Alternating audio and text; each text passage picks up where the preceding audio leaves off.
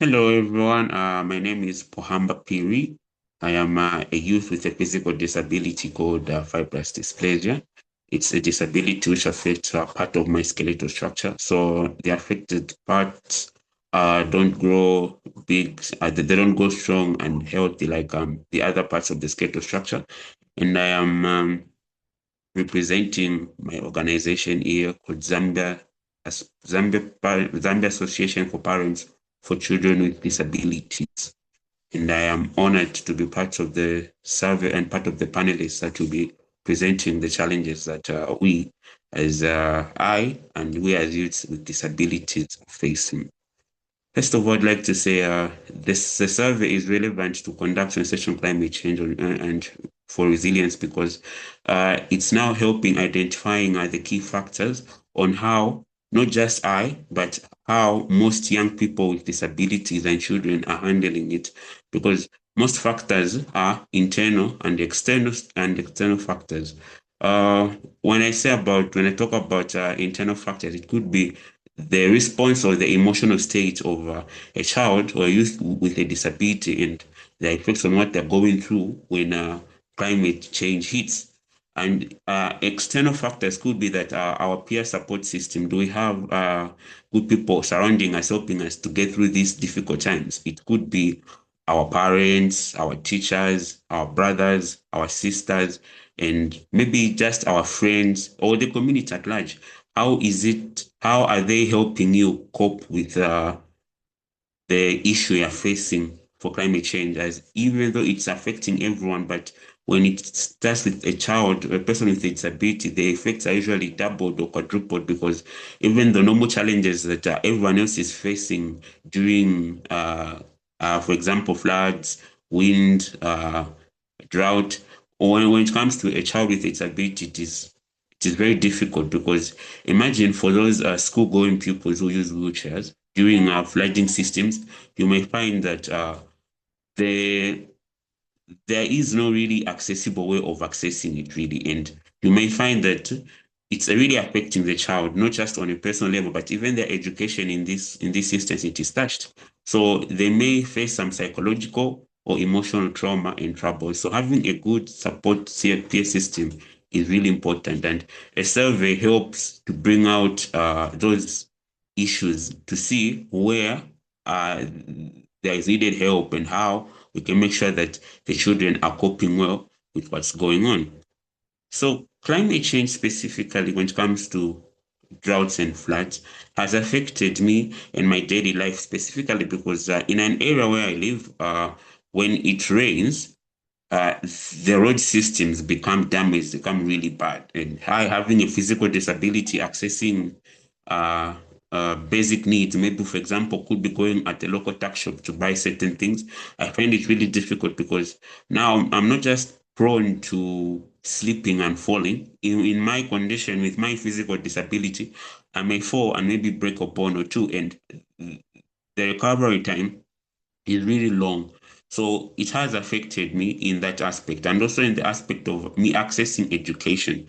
Like I said, since the distance from where I live and my school is a bit far, we mostly use transportation like taxis and whatnot. But we find that when it has rained and there are floods, my area becomes inaccessible. So even the vehicle that's supposed to take me to and from class doesn't really reach me because maybe the car will be stuck in mud, making me miss in some instances an entire week of school. Even goes beyond that according to how heavy the rains are. And when it comes to drought, we sometimes I have heat strokes where the heat becomes unbearable, where I'm unable to do to move around or to do certain tasks that I'm supposed to do, or be it at home or be it to go outside to do one or two things. But when it's very hot during the drought system, it's really difficult for me to move once again in terms of my ability to from one place to another.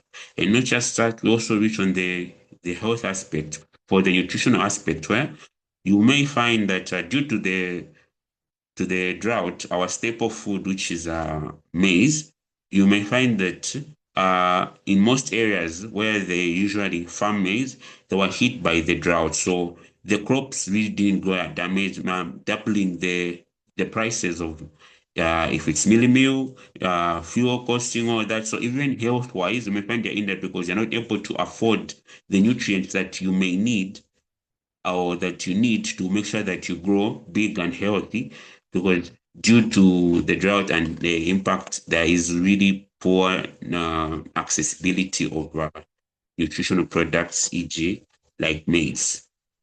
And also, we also face exclusion from the community, especially when it comes to climate, because the community, when we are dealing with the climate disaster, see young people with disabilities as a charity case and mostly the victim. They have the victim mindset where, or if a climate, if a disaster happens, like there is flooding in a particular area and that area happens to be inhabited by persons with disabilities, you may find that the communities, maybe the community leaders or the chiefs, will only maybe like give you some food, and maybe even the place of accessing that same food that they're giving you is not really accessible according to one's own disability. And they don't see us as people who can contribute to finding solutions on how we can be safely handled. More like not to say unnecessary baggage, but more like oh, we just need to do A, B, C, D for them.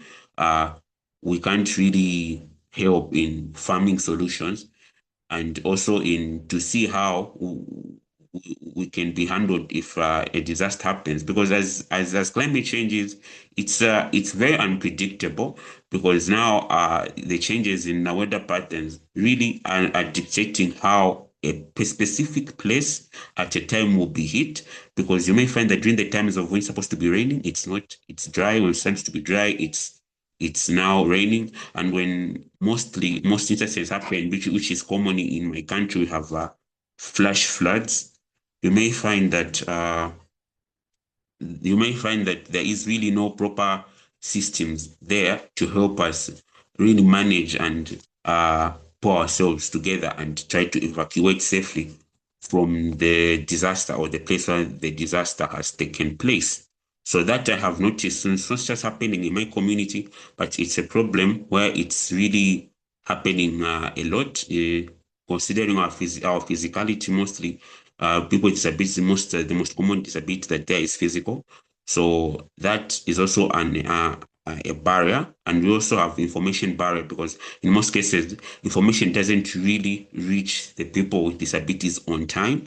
If we have maybe our people who are deaf, you might find that there is really no accessible information, maybe e.g. like a sign language interpreter to interpret what's going on. So you may find that at the end, there is really no one there. But by the time they're really accessing the information, it might be a little bit too late for them to start acting upon.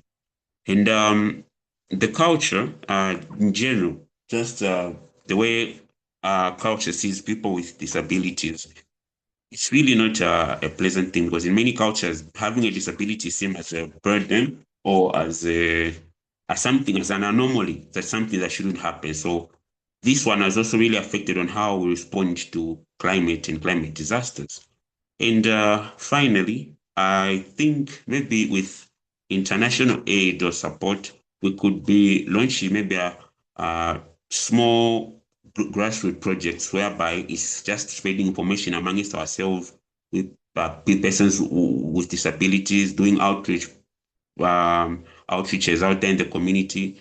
That I think would really help, and it would really make sure that when such a disaster takes place again, we will be ready and we'll be handling it. So all in all, in summary, I just think that climate change hasn't really affected not just me as a young person with a disability, but it's also affecting a lot of people, a lot of children. People are losing their houses, their places, their homes, their access to education. So it's really affecting a lot of us. And I think if we stand up and work together as one voice, we can end and at least make a better future and livelihood for everyone there, with or without a disability. Thank you.